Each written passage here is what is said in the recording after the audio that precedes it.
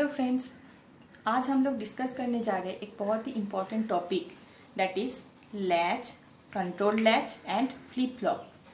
सो let us start latch circuit से।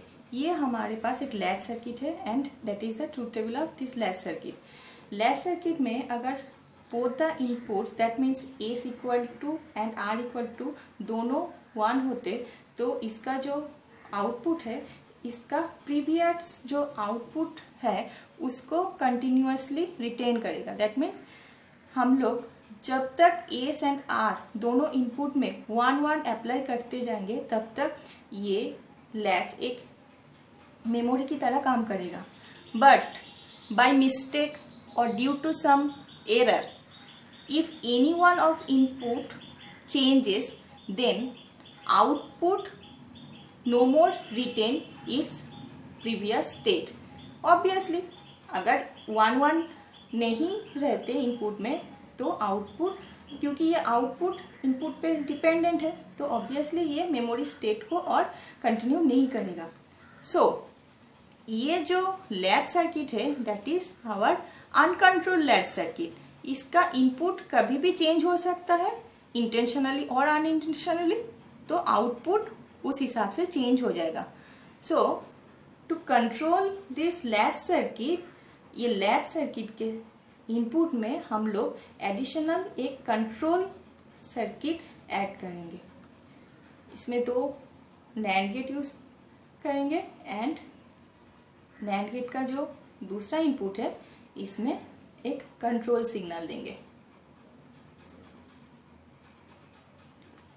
ये हो गया हमारा एस इनपुट, ये हो गया हमारा आर इनपुट। अब ये कंट्रोल सिग्नल क्या होता है? Control signal is a enable signal. Suppose हम लोग कोई भी एक सिग्नल, एक रैंडम सिग्नल ले लिया, इसको हम लोग control as a control signal use करेंगे। तो इनेबल जब भी करेंगे, इनेबल सिग्नल इधर यूज करना मीन्स इधर ये सिग्नल का लेवल पे ट्रिगर करेंगे। That is called level triggering. Level triggering, level triggering means ये सिग्नल का वोल्टेज लेवल पे ट्रिगर होगा।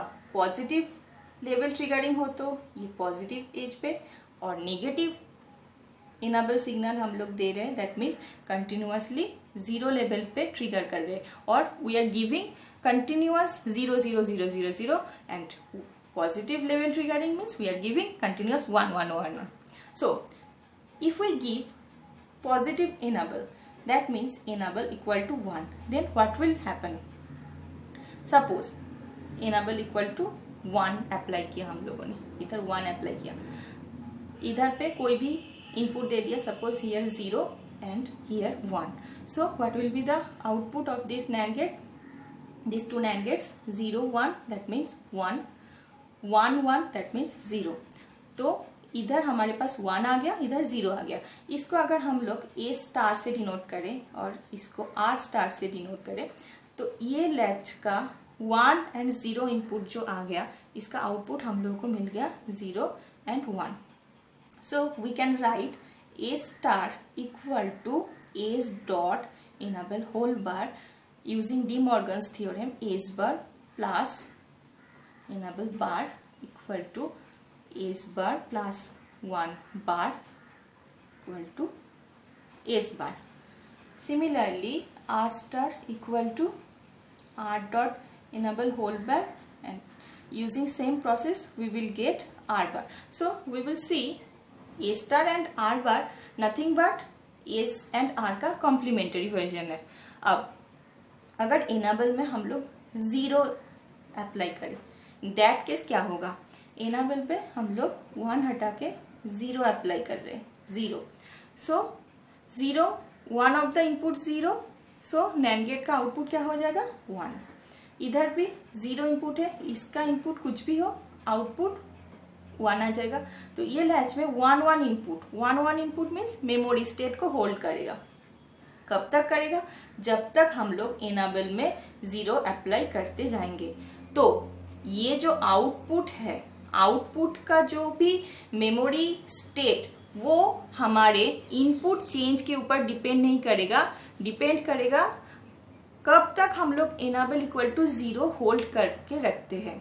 So here using this control signal हमारा जो ये अनकंट्रोल लैच था वो कंट्रोल लैच बन गया. तो इनेबल इक्वल टू 0 मीन्स क्या होगा, A star equal to S dot en whole bar equal to S dot 0 whole bar, that means 1. R star equal to R dot enable whole bar equal to 1.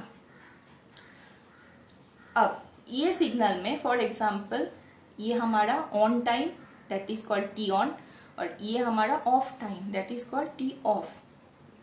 अब T on मान लो कि 3 second है and T of suppose 2 second है. तो ये total एक पास का टाइम पीरियड हो गया. ये टोटल टाइम पीरियड में 3 सेकेंड तक ये इनेबल ऑन रहेगा. मीन्स हम लोग इनपुट में कुछ भी वैल्यू दे सकते, वो हमारे आउटपुट में जनरेट करेगा. सो ये सर्किट एक लैच की तरह काम करेगा एंड ये 2 सेकेंड में हम लोग इनेबल इक्वल टू 0 होल्ड करके रख सकते हैं. एंड ये 2 सेकेंड के अंदर इनपुट में अगर due to any error change हो भी जाए तो उसका कोई भी इम्पैक्ट हमारे आउटपुट में नहीं आने वाला है. सो बट ये जो लेवल ट्रिगरिंग है, लेवल ट्रिगरिंग इसका डिसएडवांटेज है. एक तो ये जो 3 सेकेंड है, अगर ये 3 सेकेंड के अंदर कोई भी इनपुट में चेंज आ गया, unintentionally change, then that error हम लोग डिटेक्ट नहीं कर पाएंगे. वो सर्किट का ऑपरेशन को हैम्पर करेगा या आउटपुट में एरर जनरेट करेगा.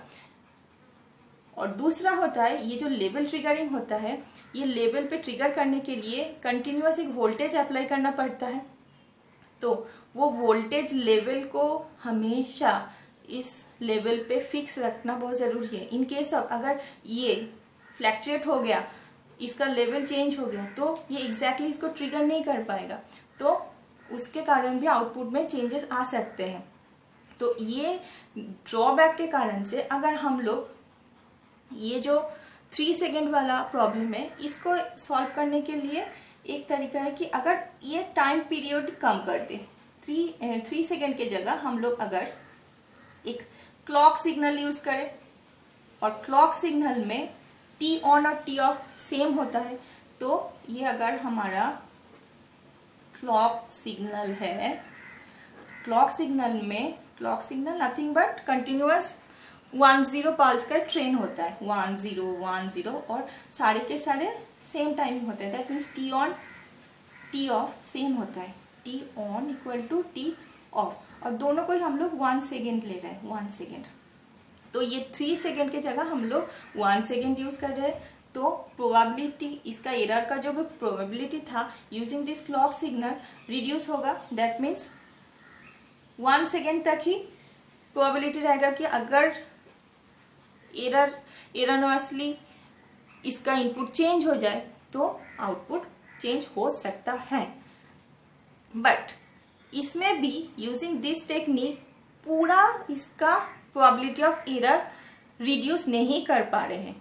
तो नेक्स्ट इसके लिए हम दूसरा एक ट्रिगरिंग देखेंगे जिस पे प्रोबेबिलिटी ऑफ एरर बहुत ही कम हो जाएगा. That is called edge triggering. अब ये एज ट्रिगरिंग क्या होता है?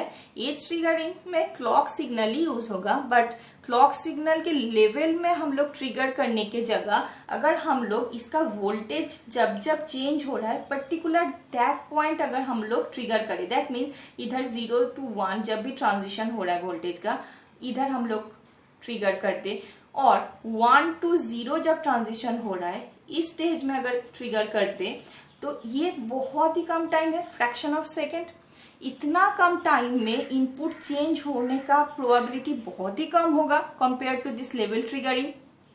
सो using this edge triggering with this clock signal we get another type of circuit that is called flip-flop. This is the circuit diagram of flip-flop, Acer flip-flop.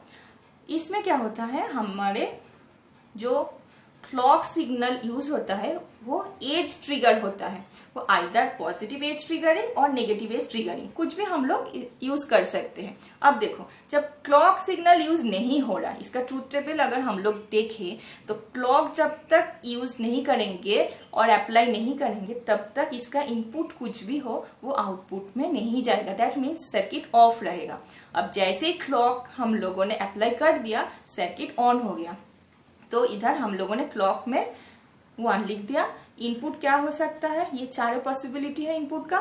तो first case में देखते हैं, इधर हम लोगों ने 0 अप्लाई किया, इधर 0 अप्लाई किया, क्लॉक में 1 1 0 दैट मीन्स 1 1 0 दैट मीन्स 1। तो 1 1 स्टेट मीन्स हमारे मेमोरी स्टेट, तो इधर भी मेमोरी स्टेट आ गया। अब 0 1 0 और 1 0 1 दैट मीन्स हमारे पास आ गया 1 1 1 दैट मीन्स हमारे पास आ गया 0 1 0 के लिए आउटपुट 0 1।